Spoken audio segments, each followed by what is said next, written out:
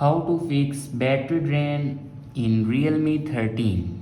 So let's start the video. First of all, open settings. In settings, scroll down and here you can see the option battery. Now click on battery.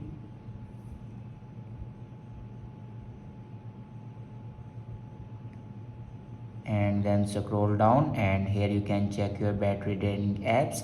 Now click on an app who used most battery and then here you can force stop this app. After that, go back to the main page of your settings and search here RAM extension.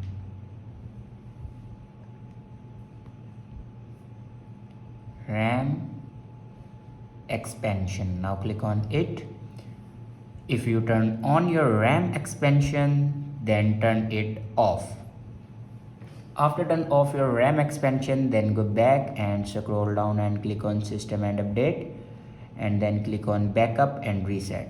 Now click on reset phone and in last you can see the option erase all data. Now click on it and here enter your password to erase all data. Erase all data basically means factory data reset. It will remove all the data in your device like photos, videos, documents. Everything will be removed in your device. After doing these steps, your problem will be fixed.